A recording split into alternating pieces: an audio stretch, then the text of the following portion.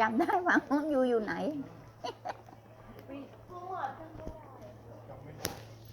ปิดค่ะต้องปิดเนี่ย เขาให้ไปเล่นเกม